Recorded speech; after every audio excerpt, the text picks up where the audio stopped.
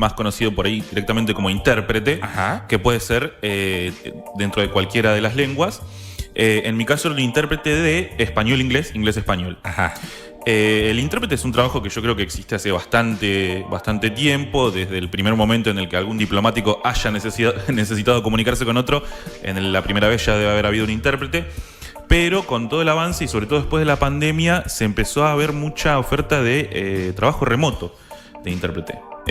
Muchas empresas que mucha virtualidad, digamos. Claro, que con la virtualidad han empezado a aprovechar la posibilidad de contratar, digamos, trabajadores, empleados que hagan el mismo trabajo desde cualquier parte del mundo sin necesariamente estar en la misma ciudad o en el mismo país en el que está la persona que requiere el servicio. Hay gente que trabaja de intérprete acá en Argentina de japonés-español, gente que hace chino-mandarín-español, francés-español, todos los idiomas. De hecho, cuando yo empecé el entrenamiento había una compañera de la facultad que era de Ecuador, ella sabía hablar francés y se metió al trabajo en la misma empresa, en un puesto idéntico al mío, pero en vez de hacer inglés-español, hacía francés-español.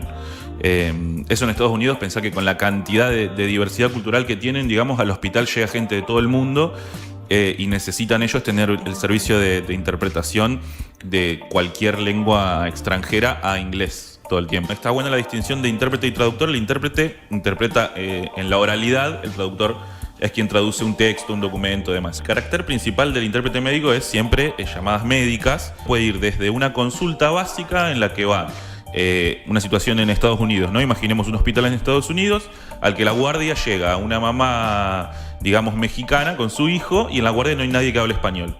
Entonces el enfermero de la guardia ante esta situación levanta el teléfono, llama a la empresa para la que uno trabaja y esta empresa deriva, digamos, la llamada al intérprete que esté disponible o el que sea más apto, digamos, para esa llamada. Yo estoy en línea todo el tiempo y a mí lo que me miden son los minutos de llamada. Entonces, bueno, levanto el teléfono, atiendo a la enfermera me dice, bueno, hoy tenemos una consulta por determinado tema, presentate ante los pacientes y después vamos a comenzar a hacer una serie de preguntas. Puede ser, por ejemplo, que haya una mamá con 2 o 3 hijos, claro, y la consulta sea de los 2 o 3 hijos. Entonces hablo con la madre, hablo con los chicos y hablo con el doctor o la doctora también. Dentro de lo médico también el espectro es muy, muy amplio, porque si bien puedo atender una llamada de una consulta de médico clínico, me ha tocado, por ejemplo, estar en llamadas donde hubo un parto. Y estuve durante todo el parto en la llamada. La paciente llegó a la guardia, rompió agua, llegó de más. Bueno, no queda otra, vamos a tener el parto en este momento. La paciente latina y, bueno, me dice el doctor, a ver, pregúntele del 1 al 10 qué tanto dolor siente. Entonces yo le pregunto, traduzco exactamente, digamos, casi que palabra por palabra. A ver, dígame, señorita, ¿cuánto dolor del 1 al 10 siente? La chica, obviamente, 10. Sumida en dolor, sí, no pudiendo casi ni hablar, intentando no sacarle la información, pero sí tratando de comunicar lo más fielmente lo que quieren, lo que necesita saber el doctor para poder continuar la consulta. Y después, en el parto en particular, durante media hora lo único que dije fue puja. Porque el doctor le decía, claro, push, push, push, y yo tenía que traducir puja, puje, puje. Esa llamada duró más de 1 hora y media. Pero hay llamadas que duran, el promedio te diría entre 10 y 15 minutos. Bien. Depende del tipo de consulta, del tipo de llamada que sea. Yo esto lo hice 2023, durante todo el 2023. Estaba acá en Tandil, estaba viviendo en una pensión, estaba, bueno, en la típica de tirando currículum, viste, más en el mundo gastronómico que otra cosa. Y una amiga me dijo, che, armate un perfil de LinkedIn, fíjate que yo estoy haciendo un entrenamiento, me dice, para ser intérprete, no sé qué. Una compañera, una amiga de la infancia con la que hicimos inglés juntos toda la vida. Y ella estaba entrenándose en ese momento para ser intérprete y se podía hacer desde casa. Era una empresa estadounidense la que ofrecía el puesto, por lo cual la oferta era muy atractiva porque el pago eran dólares. Dólares, claro. Y desde la comodidad de tu computadora en tu casa, que eso también es una de las ventajas que más destacaba yo del puesto. Digamos. Es súper cómodo trabajar en tu computadora, en tu casa, vestido como quieras, calentito, poder hacerte, viste, cualquier cosa en cualquier momento. Pero era muy, muy cansador y llegó a un punto en el que no sabía en qué idioma estaba hablando. Y por ahí no te sale una palabra en español o en el mismo español gramaticalmente ordenaba la frase como si fuera en inglés. Claro, al revés.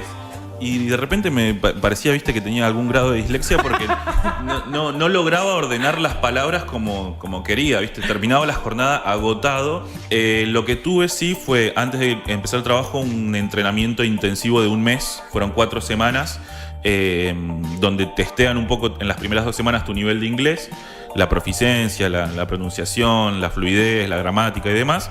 Y las 2 semanas siguientes, totalmente lo que es el vocabulario técnico, ¿viste? Tuve que aprender mucha terminología, muchas drogas. Durante estas 2 semanas nos dieron una serie de herramientas, nos enseñaron a tomar nota a mano, nos dieron algunos tips de, por ejemplo, símbolos o formas, digamos, truquitos para poder tomar nota a mano de manera más rápida. Y después uno interpreta sus propias notas.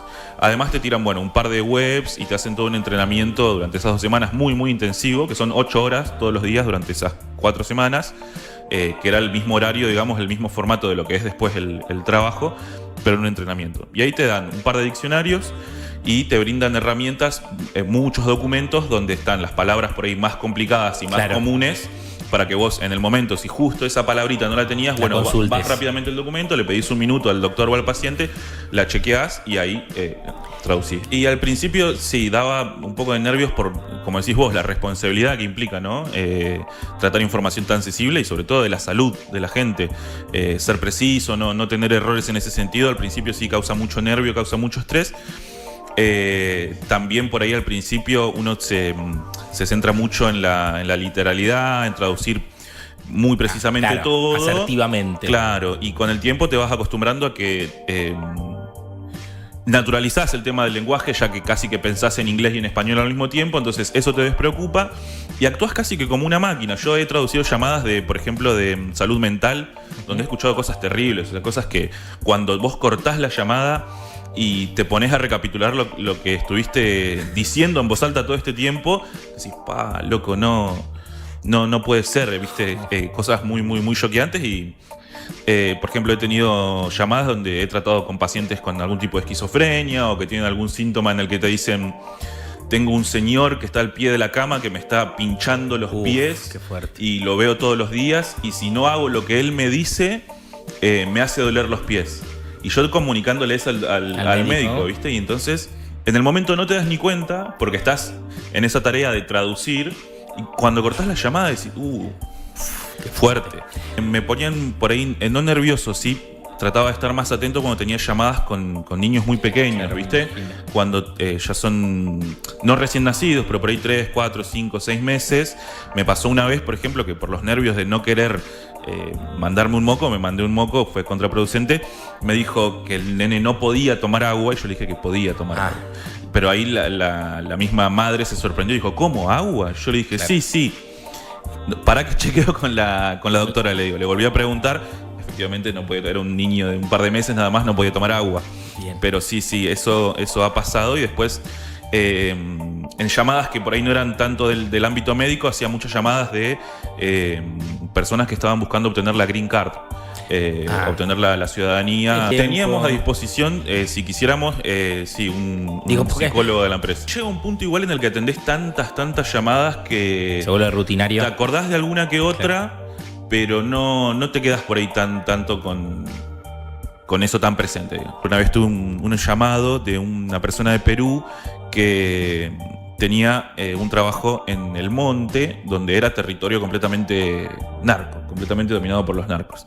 Ellos casi que le pedían permiso para entrar cada vez que entraban al monte a la gente, ¿no? A estas guerrillas que habitaban ahí. Y él tenía que contar toda esa historia y justificar de por qué estaba buscando el asilo político en Estados Unidos, y lo que contaba es que él trabajaba ahí en una mina o algo así, turnos de 15 días. Entonces, en uno de los turnos en los que ellos se iban del monte en un convoy de colectivos, vehículos, y a veces no, siempre había un helicóptero. Esta vez justo no hubo helicóptero, no sé por qué. Entonces, todos los supervisores que se iban del lugar normalmente en helicóptero se estaban yendo en colectivo. ¿Cómo se llama cuando me sale redada, pero no es redada? Una emboscada. Una emboscada. Los emboscaron los narcos, pararon todo el convoy, se subieron, dijeron, todos los supervisores los vamos a secuestrar, tienen que pagar determinada cantidad de dinero para volver a trabajar acá. Si vuelven dentro de 15 días sin el dinero, los vamos a secuestrar, los vamos a matar, qué sé yo. Wow. El paciente contaba que después de esa salida se fue y que no le dio bola. A los 15 días volvió y cuando volvió los narcos los volvieron a agarrar y le dijeron, bueno, listo, los supervisores los secuestraron directamente y si no vuelven con el dinero en 24 horas, los vamos a matar a todos. Uf, qué fuerte. Y él dice que ahí se fue, dijo, bueno, sí, voy a buscar el dinero, voy al centro, voy al banco, qué sé yo, desesperado que lo dejen salir. Me quiero ir. Me quiero ir. Y fue, se compró un pasaje, se fue a Estados Unidos y levantó el teléfono y me llamó a mí para Ayúdame. para que yo lo ayude.